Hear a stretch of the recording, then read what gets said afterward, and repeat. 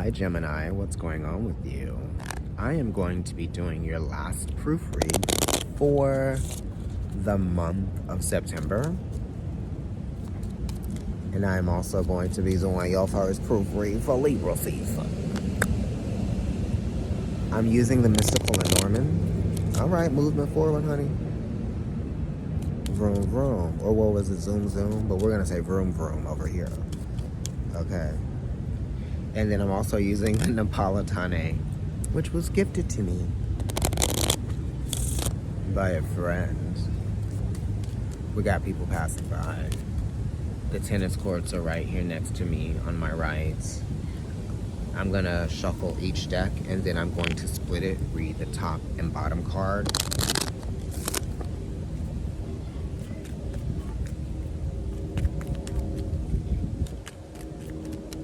Beautiful, right?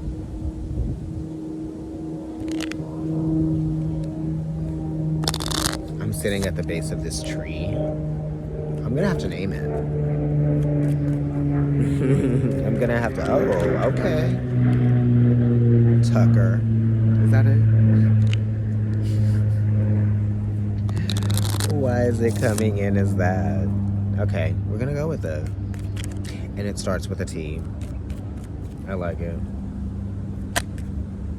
All right, you better work. Ace of Swords. I guess that's a great idea.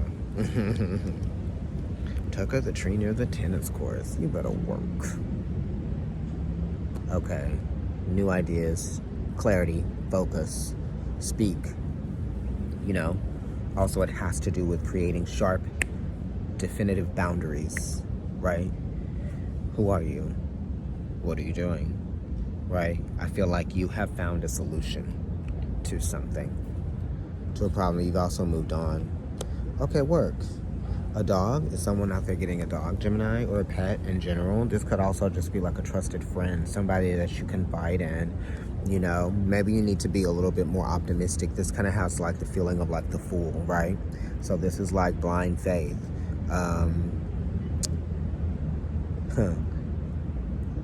Some of you might even be thinking of getting like an orgonite, like those kind of clear pieces that have like things on the inside. Or like a sphere, like a crystal ball, perhaps. Yeah, I feel like some of you are definitely getting ready to be settled in for like the fall, perhaps. This is also a very, I don't know, emotional, comfort, friendly, that type of thing. I'm getting a sense of like wellness from this. You know, that's what this card is talking about. Like there's stability, there's wellness, comfort, all of that. Okay, so maybe there are new comfort levels that are coming into your life in some kind of way.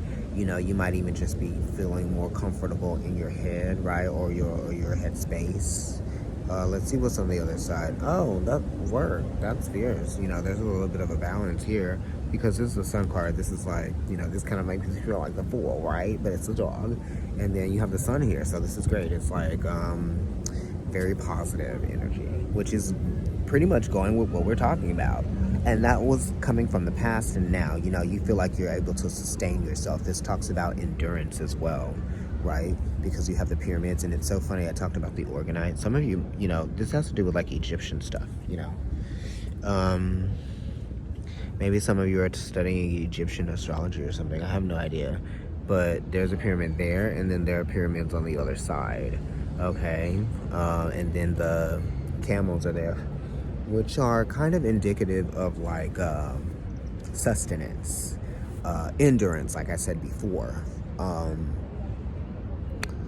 being able to go the long haul, you know. And this is like optimism, faith, prosperity even, definitely, okay? It has a great sense of like gold, so maybe some of you need to work with like stones that are like golden, or have that very like amber looking color to them. Honey, calcite, yellow calcite, you know. Yeah, that type of stuff. Let's look at what's going on.